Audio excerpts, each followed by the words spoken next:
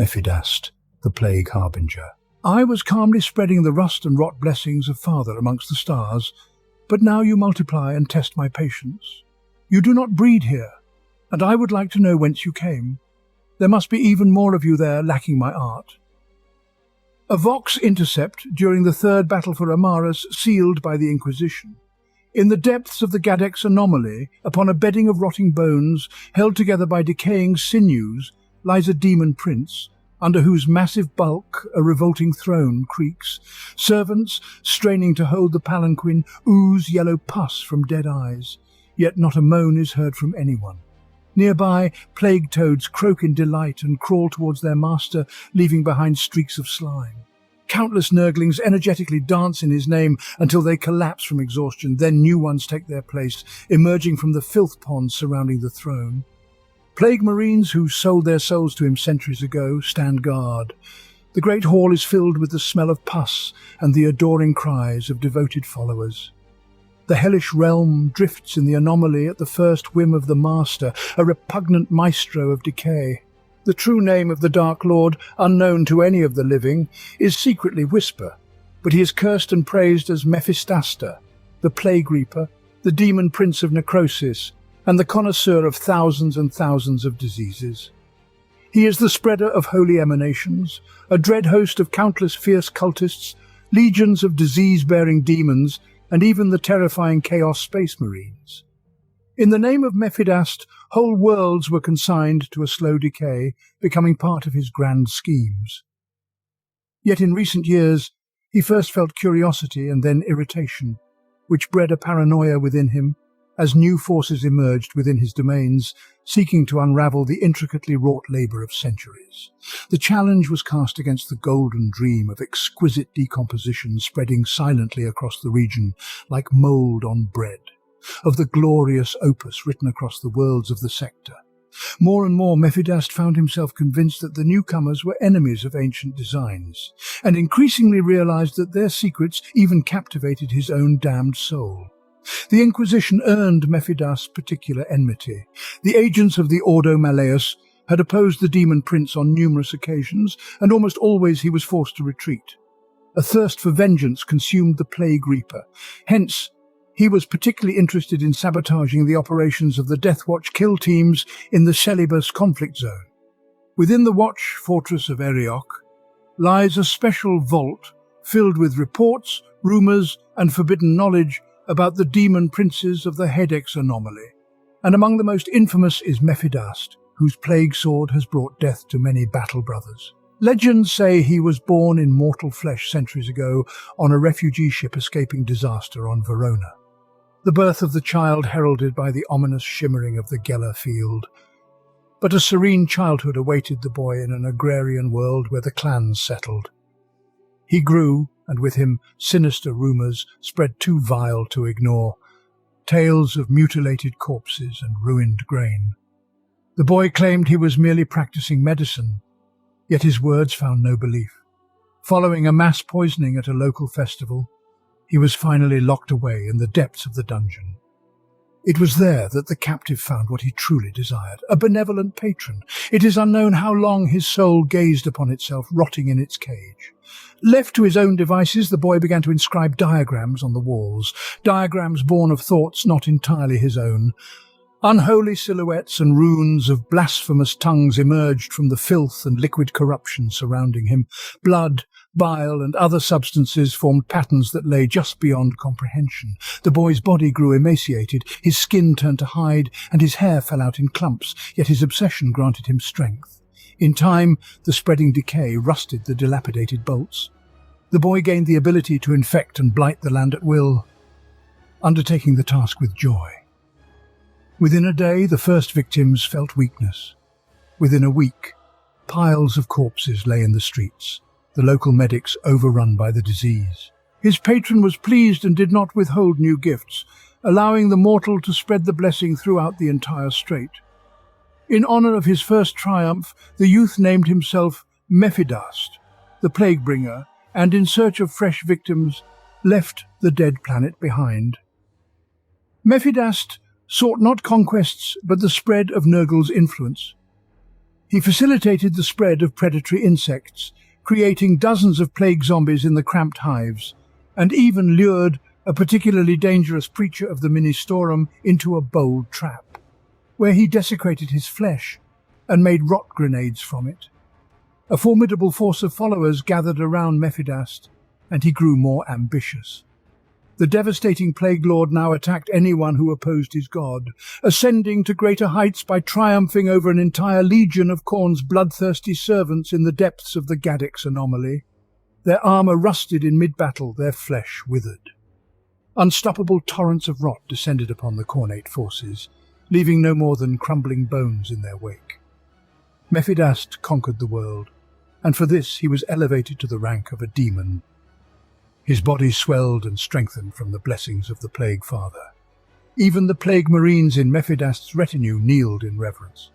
Having become immortal, the prince began to construct more intricate and cunning, yet still disgustingly unhealthy schemes, the execution of which would take decades. He has grand plans for the Strait, and the Crusade of Achelous has begun to interfere. Mephidast is wise and calculating, but his patience is wearing thin as the necessity to fend off the invasion leaves less and less time to focus on his true objective. Ignatius Grulgor. During the times of the Great Crusade, Ignatius Grulgor was the captain of the second company of the Death Guard Legion. He was born on Barbarus, and like his brothers from that planet, despised some of the old traditions of the Terran Astartes. He was exceedingly obstinate, and always sought opportunities to impress his Primarch. At the outset of the heresy, he aligned himself with the traitors, and by Typhon's command was aboard the Eisenstein alongside Garrow and other loyalist space marines whom he was tasked to annihilate. Yet he failed and perished from a virus that escaped from a damaged biological bomb. However, in the warp, when the Eisenstein's Geller field deactivated, Nurgle gifted Grulgor and his traitors with new life, and they resumed their assaults on the Loyalists. In the course of the battle, Grulgor managed to infect one of Garrow's space marines and almost overcame him. However, Garrow ordered an immediate withdrawal from the Immaterium.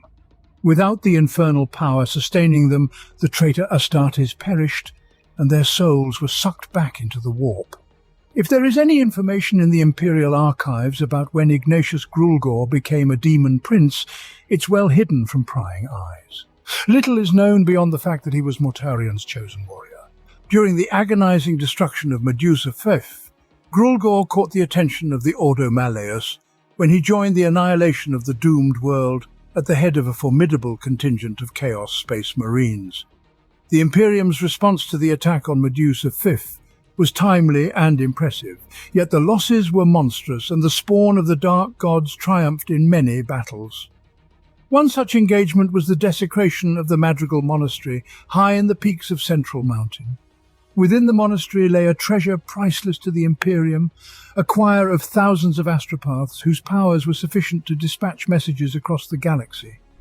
Moreover, considering the astropathic messages accumulated over 2 millennia in the vast agitator blocks, it was considered incredibly vital for the High Lords of Terror. The siege of the monastery was expected to last weeks, if not months, for the defensive structures were formidable. Additionally, the walls were manned by a powerful garrison of Imperial Guardsmen, supported by a full company of assault troops. Yet the defenders fell like wheat before the scythe when Grulgor and his accursed Plague Marines made their assault. Armed with autocannons and missile launchers, squads of devastators bombarded the defenders, mowing down men with each volley, while assault squads charged forward in rhinos and land raiders, amongst which strode a massive demon prince. The monastery gates were held by 3 Leman Russ tanks, black-armoured behemoths from the Mardian Ironclads, a regiment famed throughout the Imperium. A land raider, known as the Cradle of Despair, ripped the turret from the front tank with a salvo from its Lascanon pattern Godhammer, while Grulgor himself punched through the hull of the second Leman Russ, after which the crew was drowned in noxious filth. The third tank tried to retreat through the gates, but the demon prince roared with hatred and with a shoulder bash flipped the noble machine. With the gates flung wide open, the defenders stood no chance against the Plague Marines, whose prowess in close-quarters combat has become the stuff of legend. In less than an hour, the Chaos Space Marines had overrun the monastery. The Imperial counterattack was swift and furious. With orders to cleanse and reclaim the data vaults, a strike force of the Adepta Sororitas was dispatched to the monastery. As the Sisters of Battle made their way through the grim corridors, they trudged through a sludge that reached their shins. The passages were quite literally flooded with sewage, bile, and the mutilated remains of the former defenders.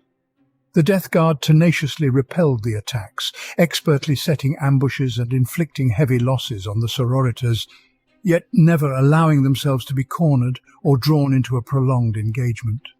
For an entire day, the Sisters of Battle blazed a path with bolters and flamers into the dark heart of the monastery, where they found the choir of astropaths slaughtered and the data vaults plundered. As if signalled, the Chaos Space Marines began to retreat in perfect formation.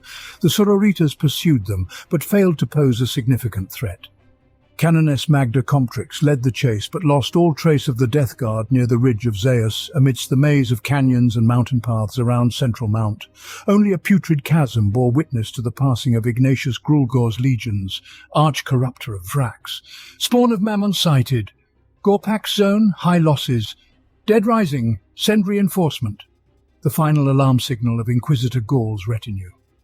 Mammon, who had recently joined the favoured children of Papa Nurgle, was a false preacher of the Imperial Creed, whose betrayal and treachery led to the bloody siege of the renegade world of Vrax and the deaths of many a million souls. Since Mammon became a demon, his corrupted soul fused with the dark entity of the great Unclean One, transforming the once splendid spy and schemer into a stench-ridden carcass of flesh. Since the last desperate battles for control over Vrax, where the newly minted Demon Prince fought side by side with a band of Nurgle worshippers known as the Tainted, blasphemous rituals that summoned him have spread among several other cults and groups devoted to the Lord of Decay. This heretical deacon dragged his most loyal followers into damnation. Thanks to Nurgle, the spiritual maladies of the apostates, once leaders of the elite cadre known as the Disciples of Zaphon and plunged into vile cruelty, manifested upon their bodies. These men became possessed and transformed into pus-seeping and plague-bearing corpses, whose first task under Mammon's command was to turn the planet into a plague world. After the fierce siege of Vrax concluded, the spawn were bound to the newborn Demon Prince, as their infected essences intertwined with the spirit of their master in the nightmarish hell of the warp. Now these creatures seldom stray from Mammon's side as he sets forth to devastate the land. Fused with corrupted machinery, he is now a living conduit for toxic waste and the most revolting substances of the warp. Nurgle commanded Mammon to infect as many as he can on Vrax, and to this end the young Demon Prince sprays filth and pus from a demonic cannon with 3 barrels churning in a massive tank on his back. These liquids bring death to all living things they touch. Yet, should anyone avoid such a repugnant shower and get close to Mammon, the Demon Prince will surely slay the bold foe with his greasy claw, long talons gleaming. Now, the arch-debaucher of Vrax exists solely to destroy and defile any living beings he encounters, leaving behind nothing but slime-soaked ruins and contaminated soil. Korvax Utterblight. Conjured by the dark rites of the Traitor Legion, the Word-Bearers, the Death Storm unleashed a vast horde of malicious denizens of the Warp upon the Imperium. Among the most fearsome were the Demon Princes, and particularly the vile and eternally ravenous Korvax Utterblight. He stands more than twice the height of a normal man, and his body is festooned with tentacles, spines, and the remnants of those he has devoured, while a bloated tongue protrudes from his tooth-filled maw. Those who have witnessed this disgusting disciple of Nurgle in action speak of a tidal wave of decay and disease that rolls out before Korvax as he enters the battlefield. Life withers from his touch, and all mortals unlucky enough to survive fall entirely into his gaping maw, where they slowly perish, nourishing the gifts of Nurgle Korvax, generously bestowed upon them in the next world to their victim. During the Siege of Terra, Tif and Zardu Layak summoned the All-Plague to put an end to the nascent religious cult within the walls of the Imperial Palace that worshipped the Emperor. Later, due to the ignorance of Euphrati-Keeler's followers, it was even invoked within the Sanctum Imperialis, and only through the efforts of a custodian named Amun-Toramachian was the abominable demon prince defeated. Demon princes of Tzeentch. For a sorcerer, the apotheosis of service to the great conspirator is immortality in the form of a demon prince, one of the dark princes, deathbringers, or eternal blasphemies, as they are also called. Then the last particle of the mortal soul, already warped by centuries of merciless manipulation, sinks into darkness forever, and the flesh overflows with the energy of chaos, growing to gigantic proportions to contain the pure matter of the warp. Limbs elongate, muscles bulge, hands transform into claws, dripping with magical essence. Old armor and weapons merge with new bodies. Runes and marks of Tzeentch, previously adorning the equipment, now pulsate with beastly strength directly on the body. After the transformation, no one can recognize in the demon prince the living being he once was. The skin shifts shades to those more pleasing to the path-changer, becoming blindingly bright, terrifyingly dark, or adopting a myriad of constantly changing hues. Flesh becomes at times translucent, at others absorbing all light, while here and there curved horns and barbed spines erupt from the form. Some demon princes sprout leathery wings from their backs, granting them the power to soar the skies, while others manifest cloaks made of writhing tentacles. At times, even more whimsical changes occur. For instance, their shadows may burst into the blackest of fires, distorting all that they touch, or they might be surrounded by halos of indescribable colour, seeping through the thin walls of sanity, shielding mortal souls from the malevolent gaze of demon princes. Although their newfound power is immense, still there are those to whom the demon princes must yield. Many of them, risen from the ranks of the Thousand Sons, serve Magnus the Red as his greatest generals in the Rehati, or as leaders of the Legion's cults in wars against the Imperium. The aura of pure magic radiated by a demon prince infuses the soldiers around him with strength, gifting them glimpses of the future and whispering demonic secrets. Their very existence is a testament to the might of Tzeentch, and through demon princes, the will of the architect of fate manifests on the battlefield. Plants wither or mutate in the most grotesque manner. The skin of enemy soldiers peels away, revealing contracting muscles and trembling bones. Adamantine casings of machines and the walls of iron concrete bunkers are covered with gaping maws, howling in pain as the demon prince draws nearer. The weapons of demon princes are perfectly matched to their monstrous visage. While sorcerers clash with staves and enchanted blades, the lords of the netherworld annihilate foes with swords and axes forged from the warp itself. With each swing, ripples of corruption spread through the plane of existence. Such weapons can sever the present from the past and future, thereby erasing enemy champions from reality. Others slice through hordes of foes with bare claws, igniting blood gushing from grotesque victims with warp fire. Moreover, all demon princes, loyal to the blood god, are masters of malefic sorceries, capable of uttering but a single word to tear open a gateway to the immaterium or inflict terrible mutations upon the enemy host. Should these monstrosities fall in battle, their essence remains in the Empyrean, for they are now forever bound to their patron deity. By the will of Tzeentch, and fueled by their inexhaustible hatred, they can return to the material realm to fulfill their dark deeds and hunt down those who dared to challenge them. Typically, a demon of Tzeentch can only remain outside the warp for a brief period, vanishing as soon as the whirlwinds of the magic of change subside. But demon princes are capable of maintaining a corporeal form, leading prolonged campaigns that spread madness and terror. Every unfurled war, and each sacrifice made by them, another thread in the tapestry of fate. Thus, a demon prince sustains itself, aiding its existence within the material universe and empowering it to weave sorcery on a cosmic scale. Makashin, or the Lord of Change, is among the most cunning and devious disciples of Tzeentch. Unlike other demon princes, he was never mortal. Makashin is a master of mutation, one of the incredibly powerful entities of chaos, wrought from the pure warp energy of Tzeentch to fulfill his desires. Although most greater demons exhibit clearly similar traits, They are undoubtedly not identical, just as no two living beings are absolutely alike. McCatchen, for instance, harbours a hatred for any demons of Nurgle and beings bearing his mark, and would never fight alongside them except in the most extraordinary of circumstances. He also shuns close combat, relying instead on his own, somewhat unique among the Lords of Change, formidable psychic powers, mastery of illusions, and deception to destroy his enemies. McCatchen is so valuable to Tzeentch for his ability to predict opponents' actions with great accuracy. He is unimaginably cunning and seizes every opportunity for victory. For its sake, he is ready to resort to tricks unknown and unbelievable to his adversaries. Among its skills, it can masquerade as any living creature it desires.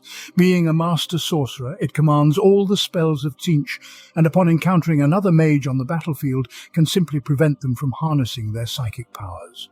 It particularly enjoys matching wits and cunning with worthy adversaries, and is even known to spare intriguing opponents, relishing the opportunity to engage with them in new confrontations time and again in the future. The greatest adversary of McCatchen is considered to be Brother Captain Arvan Stern of the Grey Knights, a celebrated demon slayer. When the cult of the Red Claw, under the patronage of the Changer of Ways McCatchen, instigated a rebellion on the planet of Antrax, it was Arvan who led the counterattack against the heretics.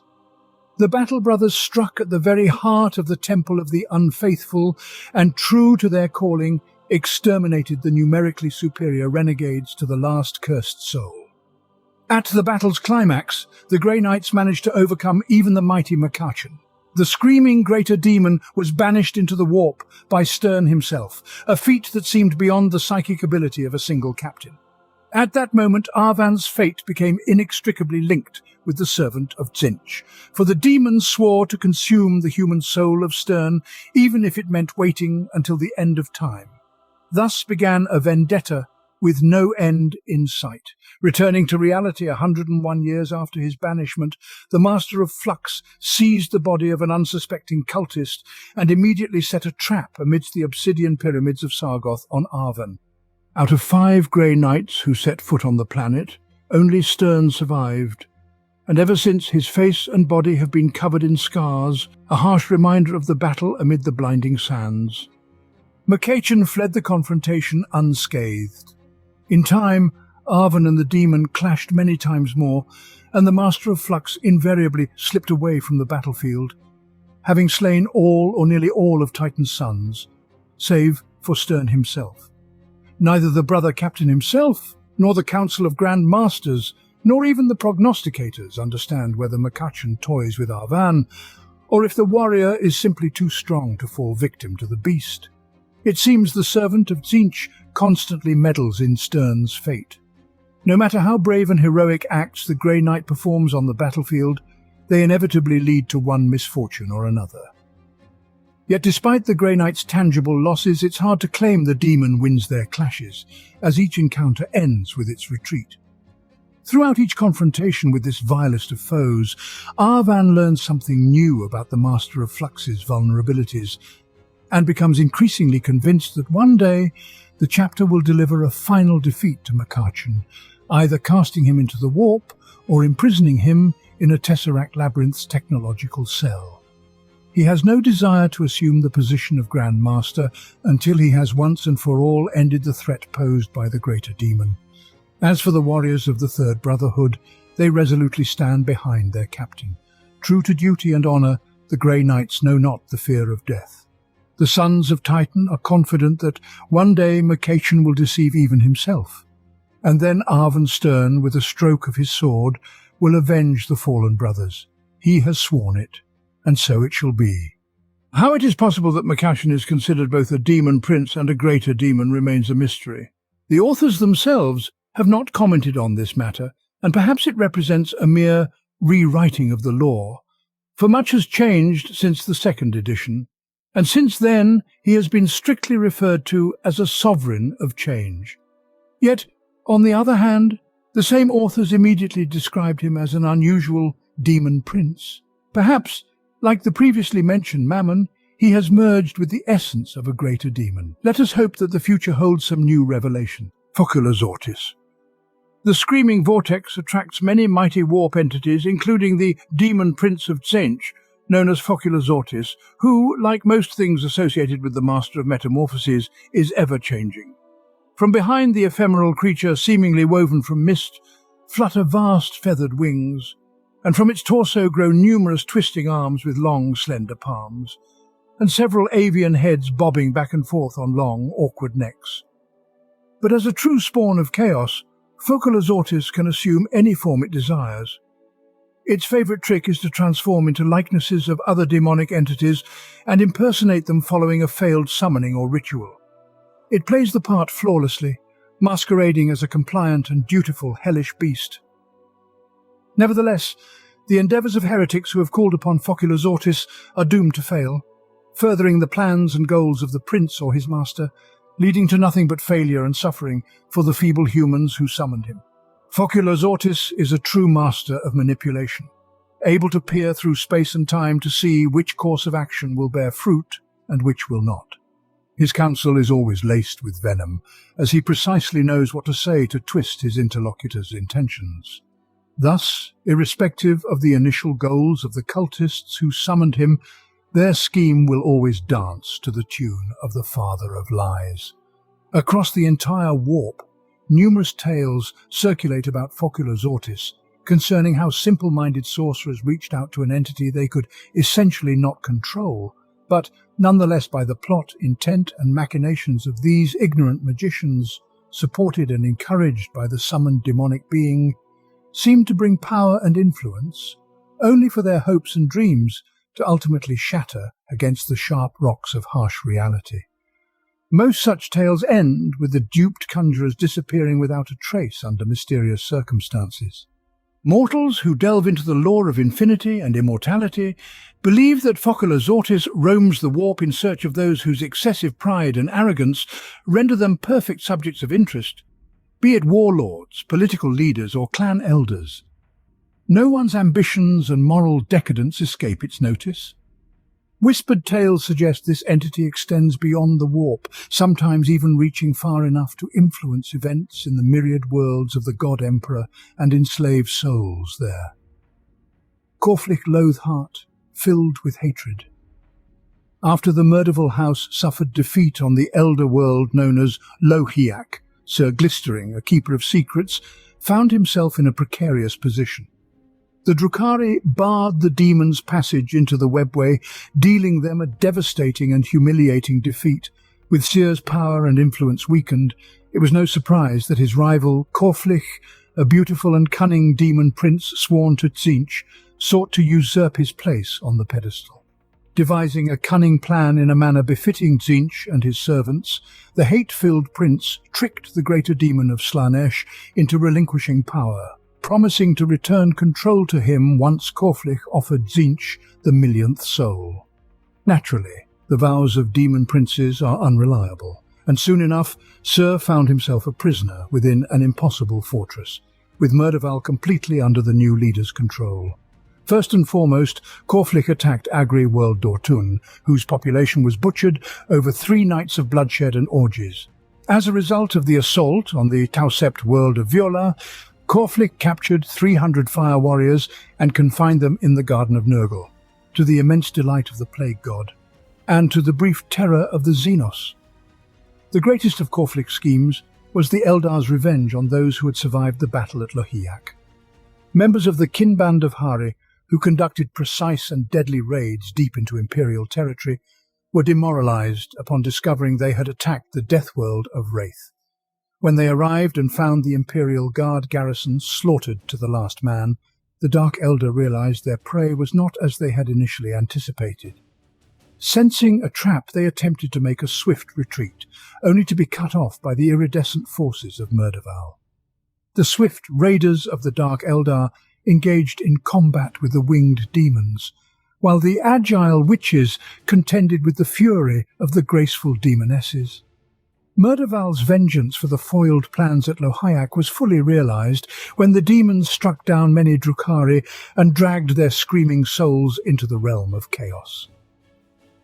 The Arcaness, who led the Cabalites into battle, was eventually cornered in the dense jungles of Raid by Corflick himself, who pounced on her from the trees like a predatory bird, disarming the woman in a brief and bloody struggle, and binding her hands and feet. The prince delivered her to the Palace of Pleasures of Slanesh as an offering from the new ruler of Murderval, Jingoran. Once Abaddon landed on the cursed planet where time flowed backward. Deep within the bowels of this world, the demon Prince of Tzench, entwined around the planet's core, counted the events backwards to the end of days. The despoiler ardently desired such power, and thus plunged into the streams of time to confront the demon. Many years reversed before Abaddon reached the prince and stood before him, demanding obedience. Mocking the mortal's hubris, the demon asked the despoiler to name a single reason why he shouldn't kill him on the spot. Abaddon did not deign to explain, but instead proposed a game to the diabolic being. If the despoiler could guess the demon's name, then the prince would swear fealty to the War Master. Otherwise, Abaddon would surrender all his mighty artifacts, but the creature must reveal its own name to prove it did not deceive. Unable to resist, the demon accepted the terms of the game, regarding the mortal as a fool and an upstart.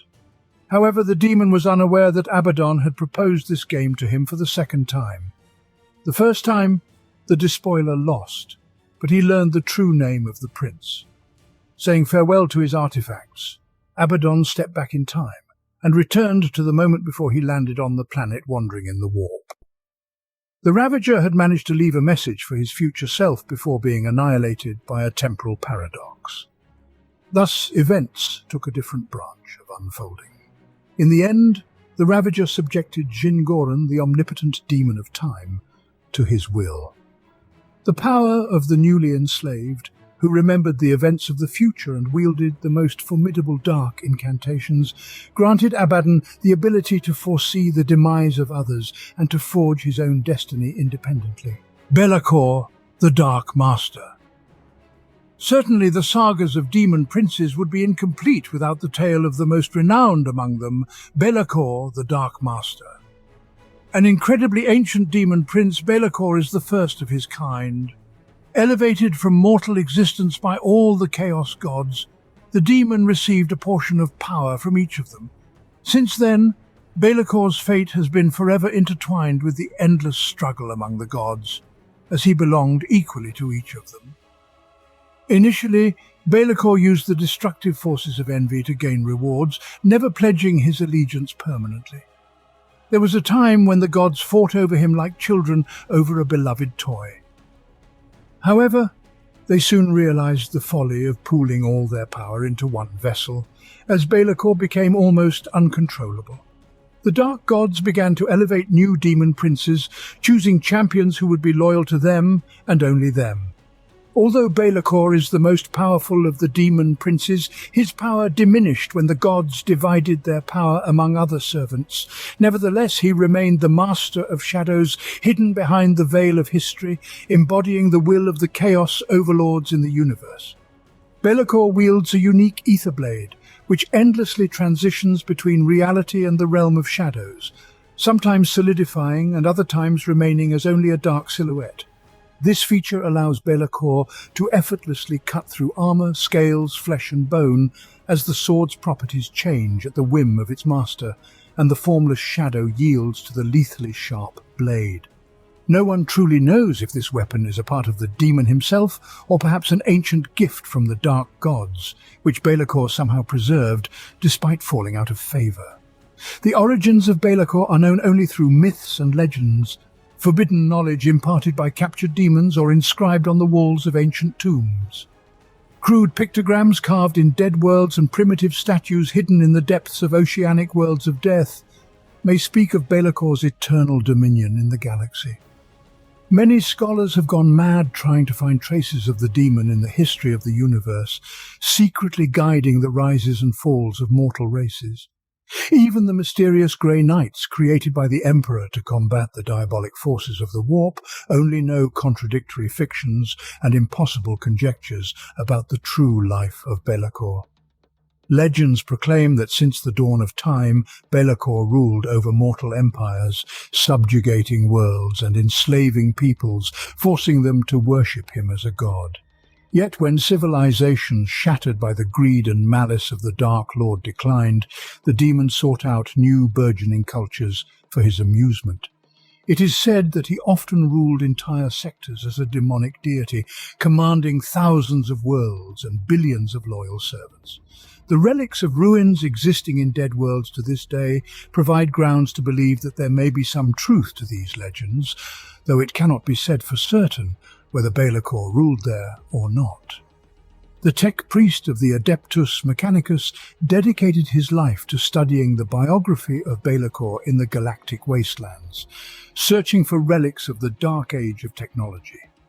Following vague trails, the Magos discovered winged sculptures made of petrified bones of psychers, scrolls of human skin depicting thousands of tiny figures bowing before the sinister master, and fragments of Stygi's horns stored in sacred chests. Unaware of Be'lakor's true nature, Kyber concluded that all his findings were related to the leader of the Outsiders, an ancient being that existed in various forms for millions of years, committing countless atrocities.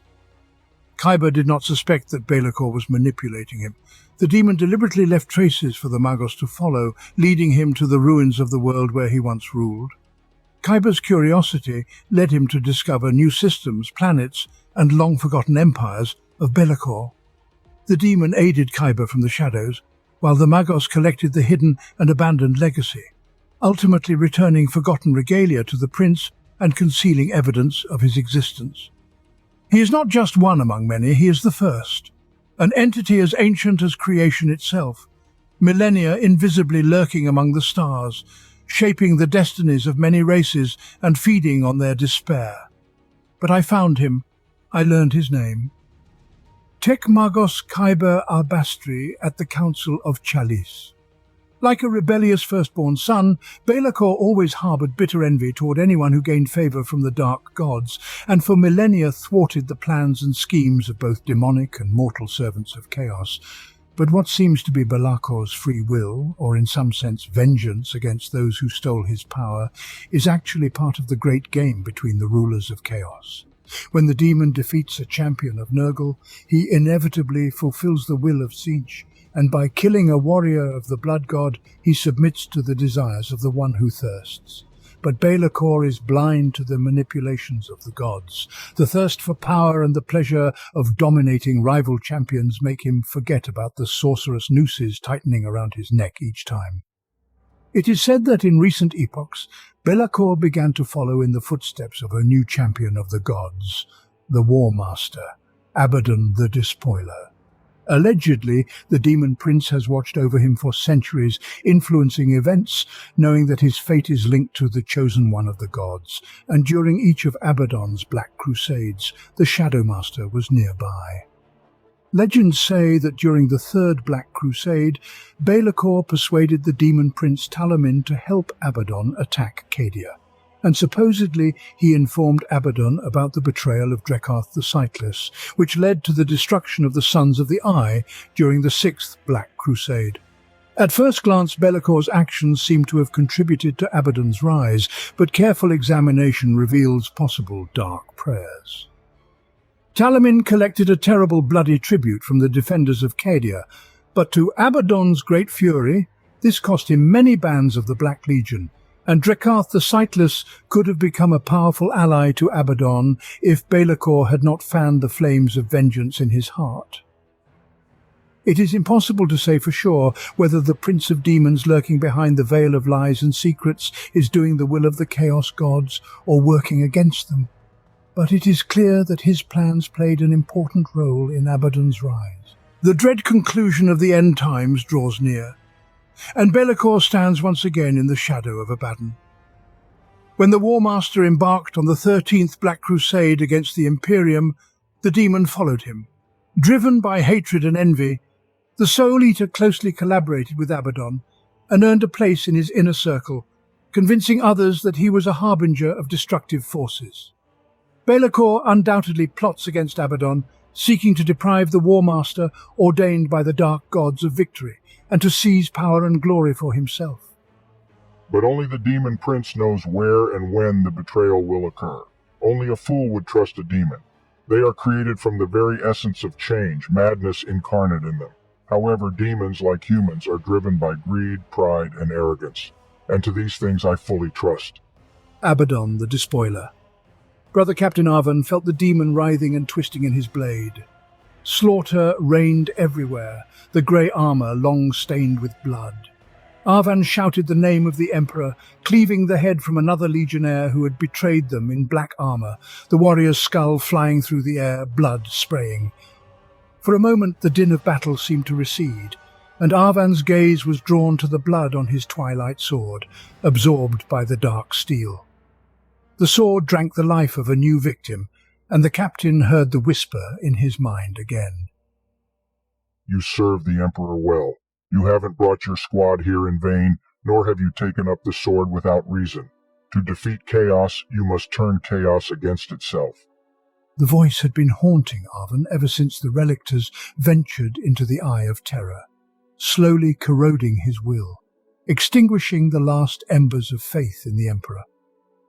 Here and now, Captain Arvan could no longer distinguish whether it was the voice of the blade or his own, and more importantly, he no longer cared. Another fearful swing of the blade, another traitor dispatched.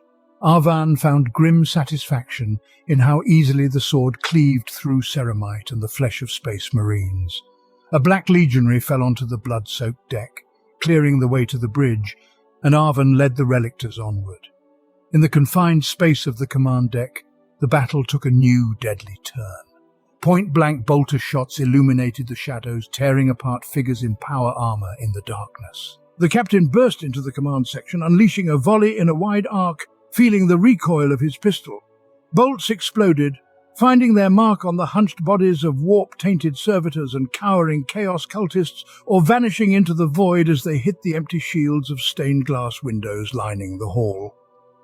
Amidst the throng of battling space marines, Arvan noticed the Chaos Lord rising from his throne, saw the horns of his helmet burning with blue fire, and caught the fierce gaze that swept over the slaughter. The leader of the Relictors once again heard the voice in his head. It's him. You came specifically for him and chose this special sword for his sake. The Emperor wants you to take his life. Kill him. Dropping his bolt pistol and gripping the demonic artifact with both hands, Arvan began hacking his way forward, striking whenever he caught sight of the black armor and blasphemous eye of the great traitor. As a space marine broke through to the Chaos Lord, the latter raised his weapon, an immense rune-covered chain axe whose motor howled for blood. Arvan shouted hoarsely and swung, channeling all his anger and hatred for chaos into a crushing blow. The Chaos Lord barely managed to block, but still fell to one knee. Yet he was far from a weak adversary. The traitor surged with all his unholy might, slamming his shoulder into Arvan's breastplate. The brother captain staggered on the steps of the command throne, and the Chaos champion regained his balance and pressed on. The traitor wielded his axe with such ferocity that it seemed like a howling whirlwind of adamantium teeth and blazing runes, relentlessly pressing, chipping away at Arvan's armour. The captain of the Relictors attempted to parry the strikes, but the enemy was too strong, simply smashing through his defence. Finally, a swift downward swing of the chain axe knocked the sword from his hand, gouging a deep groove in Arvan's breastplate and sending him crashing to the floor. He felt cracked ribs and ruptured organs in his chest, saw the aquila on his armour severed with pain-blurred gaze. From somewhere ahead the Chaos Lord approached, eager to finish off his prey. Not yet. Your time of death has not yet come. The Emperor's work is not yet done. Only by fulfilling your duty will you find redemption. Arvan was struck as if by lightning. Power surged into him from the blade, searing his hand. With a crack and a wet squelch, the wound on the captain's chest closed, fresh scar tissue knitting together the bloody hole. Ripping the sword from the deck and gripping the hilt tightly, Arvan rose heavily. It seemed like it all happened in one moment, and in the next, as the Chaos Lord's axe descended for a fatal blow, it met the devilish sword. Now the tide of battle had turned, and it was the loyalist pressing the traitor, raining blows upon him, causing the artifact to burn with dark fire. Finally, the battling Space Marines reached the base of the command throne, and the voice screamed in Arvan's head, Kill him. Do it now. Empowered by the force of the demonic sword, Arvan knocked away the Chaos Lord's chain axe, sending it crashing aside. Seizing the blade, the Relictor drove it into the enemy's chest to the hilt, piercing the deck. The enraged traitor tore off his helmet. Arvan was confronted with a bestial visage, with curved fangs and yellow eyes oozing black blood from segmented jaws. The apostate cursed the brother captain in the language of demons and spat in his face. When Arvan emerged from the madness of the demonic blade, he found himself alone on the deck, surrounded by the mangled bodies of Relictors and Black Legionary. As he gazed upon the dead, he heard the voice once more. You have done well, Captain Arvan of the Relictors, very well indeed, and now it is time to receive your reward.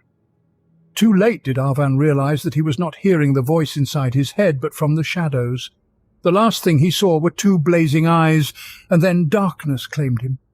Slowly descending from the darkness above the bridge, Be'lakor cast aside the mangled body of the Relictor captain to his battle brothers on the blood-soaked deck. The Space Marine had played his part well, and another of Abaddon's commanders met his fate. The demon leaned over the body of the Chaos Lord, relishing the demise of his adversaries in the struggle for the attention of the Chaos Gods. Raising his blade, Be'lakor reached out towards the feeble minds of the ship's crew, and crushing their feeble resistance with his will, compelled the puppets to trigger a chain reaction in the plasma engines, turning the orgy of sin to ashes. Having completed another stage of his plan, Be'lakor vanished once again into the shadows. The galaxy is full of tales of the rise and fall of demon princes. Some ascend swiftly and easily, while others struggle for eons to reach the pinnacle, only to have their coveted demonhood snatched away from them at the last moment. The secrets of the warp. On the abhorrent planet of perpetual decay, amidst the war-torn landscape, Abaddon struggles to navigate through the river of human filth to destroy the citadel of the demon prince Angrath. After the enemy army is vanquished, Abaddon binds the prince with magic and forces him to consume the remains of his own demonic servants until Angrath swears fealty to the Warmaster. In the year 909 of the 32nd millennium, during the Third Black Crusade led by Abaddon the Despoiler, he sends the demon prince Talamin in a frenzied bloody assault on the Cadian gates. The demonic horde following Talamin reaps millions of lives and draws parts of the Imperial Guard and Space Marine chapters from across the Obscurus segmentum. Ultimately, the Space Wolves manage to send the Roaring Prince back into the warp. Thousands of deaths. Khan the Betrayer ascends to demonhood. Grey Knights, who fought alongside a fragmented host, immediately attack the monstrosity and defeat him, preventing him from fully embracing his newfound powers. However, the Dark Gods find amusement in the torment of their vassal and resurrect Khan. Over the next 12 years, the Sons of Titan relentlessly hunt and kill the heretic across dozens of worlds. The gods tire of the game only after the demon's corporeal form perishes for the 1,000th time. The demonic labyrinth. Heretic Malforia the Mad constructs a massive intricate structure of spectral mirrors and ethereal siphons, hoping to harness warp energy for his corrupted machines. Due to an unforeseen side effect, the labyrinth becomes a trap for otherworldly beings. Among them, the demon prince Caslidi becomes ensnared, his rage shaking the construct to its core, transforming it into the vessel of the monster's essence. Arriving at the scene, the Grey Knights discover that Heretic has become a puppet of Caslidi, and the entire planet teeters on the brink of a full-scale invasion from the Immaterium. To defeat the demon prince, the Sons of Titan enter the labyrinth and destroy the warp-spawned abominations trapped within. Battling amidst reflections and illusions, surrounded by flickering faces of monsters and various Psi incarnations, they reach the heart of the structure. A Grey Knight's Justicar smashes the living doll of Malforia and shatters the phantom mirror with Caslidi's face. Subsequently, the entire labyrinth collapses and the demons are drawn into the Imperium. In the year 723 of the 36th millennium, during the Fifth Black Crusade, Abaddon launches an assault on the Elysia sector, attacking hundreds of worlds, leaving death and destruction in his wake. On Tarinth, he traps the Warhawks and Venerators chapters between the demonic hordes of Khorne and the forces of the Black Legion. In a desperate last stand, both Loyalist chapters are utterly annihilated, their skulls claimed by the ancient demon Prince Doombreed to be mounted upon the mighty throne of Khorne. In the year 573 of the 38th millennium, during the 9th Black Crusade, Abaddon attempts to recruit members of the Alpha Legion and Night Lord's warbands into his ranks. The most powerful among them, Darleth, a demon prince who once fought alongside Conrad Kurz, remembers Abaddon's ambition during the Great Crusade and acknowledges his leadership without objection. Intent on crushing the fleet fortress of Cancephalus, Abaddon initiates the 9th Black Crusade and leads his forces to the neighbouring densely populated planet of Cadia. The advanced forces of Abaddon lay siege to Monarch Hive, where the Imperial High Commander convenes.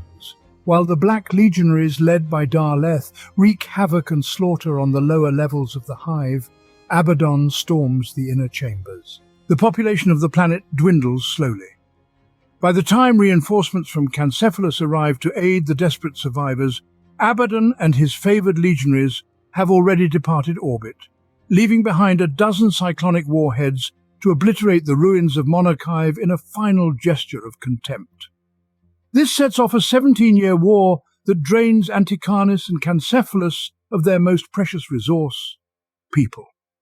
In the absence of the Cancephalus fleets that could have stopped him, Abaddon freely ravages the sector. During the period from the 487th to the 492nd year of the 39th millennium, there is a torturous thirst. The demon Prince of Slaanesh satisfies his devilish desire when he secretly orchestrates a massive demonic invasion of a dozen imperial worlds near the Moon of Nightmares.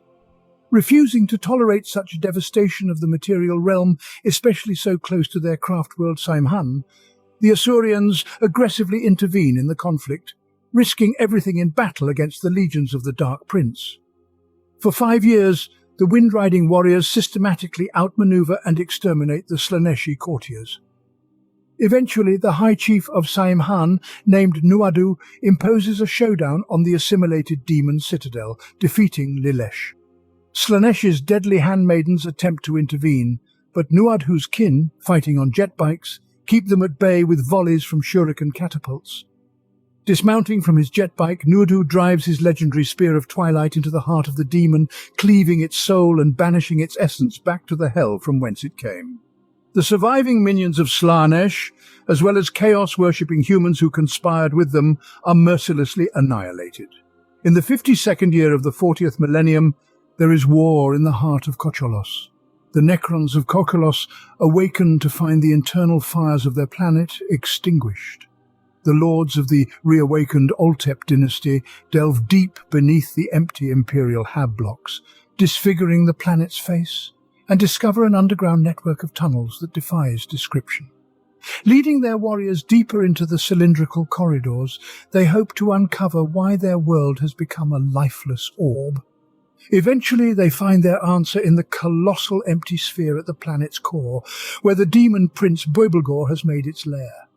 This gigantic entity, fueled by the slaughter of humans on Koholos, does not sit well with the metallic ants wandering its burrow. Assuming the form of a massive armoured leech, Boibelgor calls forth its demonic legions and crashes into the midst of the Necrons. The battle rages in darkness. The Necron army perishes as the tunnel begins to warp and take on new forms. Boibelgor and its countless bloodletters crush isolated Necron strike forces one after another. The Necrons are destroyed, and their metallic skulls still lie rough in the deep and cold womb of the planet. In the 143rd year of the 40th millennium, there is the Hungering Prince. The demon prince of Nurgle Glutgora, along with vast legions of the Black Legion, invades the verdant agri-world of Pilentos. While the traitors deal with every outbreak of imperial resistance, Glutgora feasts on the farms where worms and weavers are bred. Ravenously consuming their succulent white flesh, but still not sating its hunger, the demon prince begins devouring everything in its path, bloating and swelling from the flesh of worms and humans. Eventually, Glutgora explodes in a fountain of blood and bodily fluids, and millions of Nurglites spill forth from its corpse.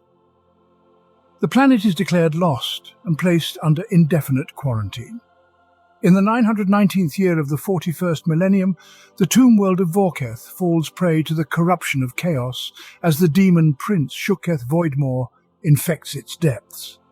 Vorketh's Necron Lord awakens to find his crypts transformed and his legions already engaged in battle.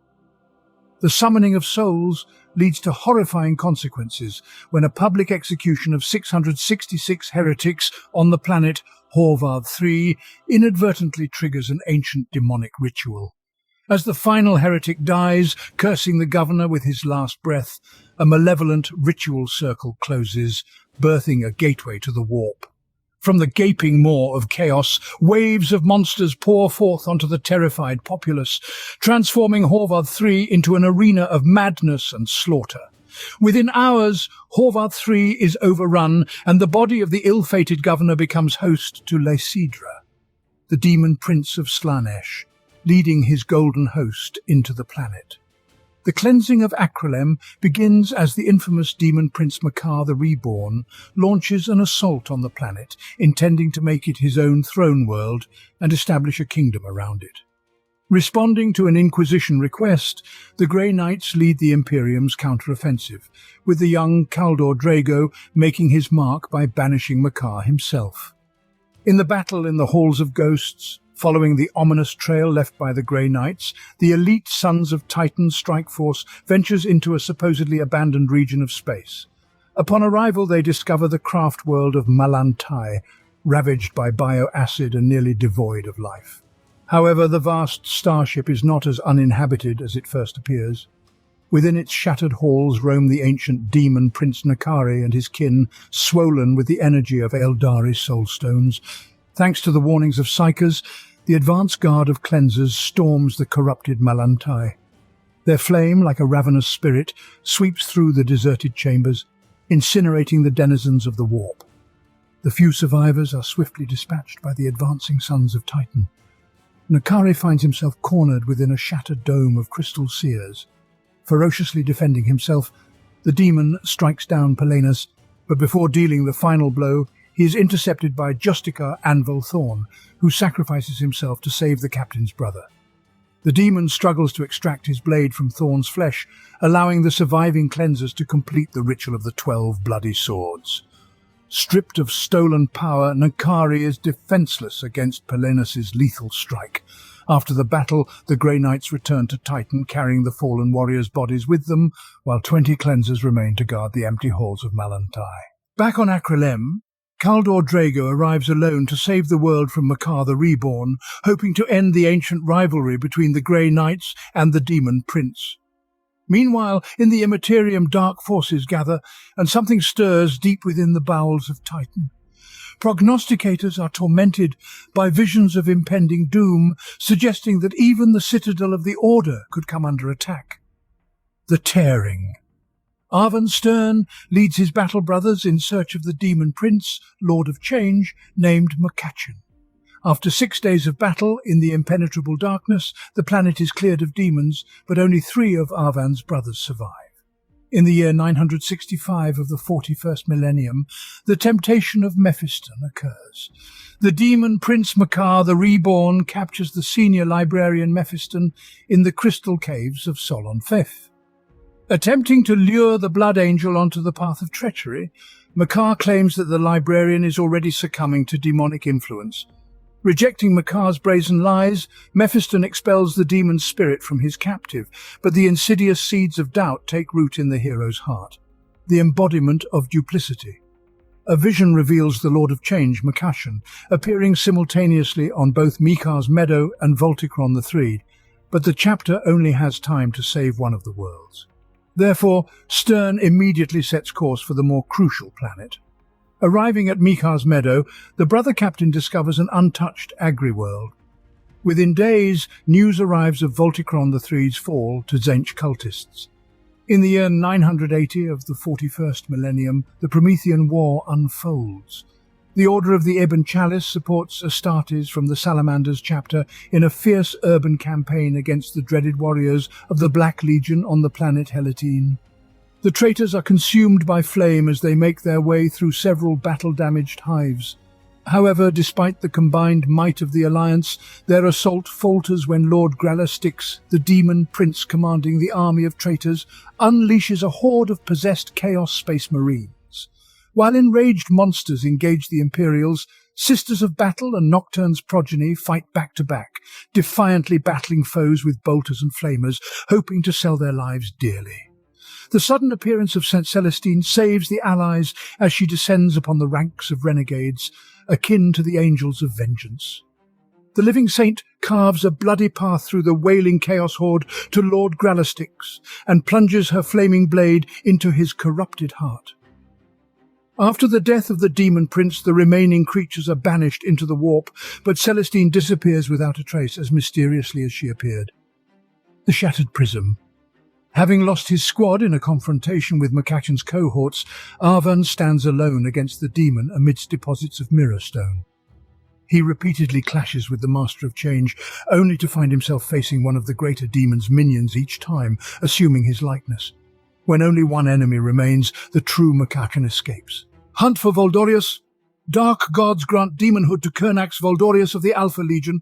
Corsaro Khan of the White Scars receives orders to track down the demon prince and bring back his head or not return at all. After driving Voldorius from his main stronghold, Corsaro Khan pursues him to the planet Quintus. There the White Scars encounter not just a band, but an entire world of renegades and traitors. During the assault, Corsaro Khan finds unexpected allies in Kayvan Shrike and the Third Company of the Raven Guard. Voldorius poses such a dire threat that the two rival orders set aside their differences and, united, ultimately face the enemy warlord on the streets of the planetary capital, Mankara. His hunt leads him to the Octarius system. Learning of the escalating conflict between the Orcs and Tyranids, the hunters conclude that the slaughter will be truly savage, thus attracting the attention of Khorne. The World Eaters are not mistaken. In 1 year alone, they offer 8,000 skulls to the Blood God, the smallest of which is the size of a rock. In the 999th year of the 41st millennium, the fate of Phalanx unfolds. The Iron Warriors, in alliance with the demon Prince Belacor, strike at the very heart of terror, seeking to outpace Abaddon's army. Emerging from a warp rift within the Phalanx battle citadel, Chaos forces aim to seize the mighty Loyalist ship, intending to turn its unparalleled weapons against the Imperial Palace. With most Imperial fists engaged elsewhere, the defense of the fortress falls upon Captain Garadon and his recently reformed Third Company, supported by a small detachment from the First. The corridors echo with the thunder of bolters, but nothing can halt the fury of the demon Prince Belacor, and victory is only achieved with the unexpected arrival of the legion known as the Dawn's Cursed Sons. In the same year, the Broken Triumph occurs. One of Abaddon's 4 chosen, Urkanthos, undergoes apotheosis into a demon. This happens as his Black Fleet approaches Cardia. His ship is intercepted by 3 battleships on its path to the fortress world. Their captains knew they couldn't stop the oncoming horde of chaos, but were determined to at least destroy its flagship. Through cunning, ferocity and unmatched skill, Urkanthos prevails over the Imperials. He destroys 2 enemy starships and tears apart the last one as it attempts to flee. Such a rich offering of blood and skulls pleases Khorne greatly, and Urkanthos is rewarded with the immortality he has long sought. Thus, Abaddon, the Despoiler, becomes an even more formidable warrior than before. However, he doesn't linger in the mortal realms for long after this. In the battle at Khazar Kraf on the surface of Cardia, St. Celestine and her Gemini Suprema kill the newly emerged demon prince and cast him from the fortress walls.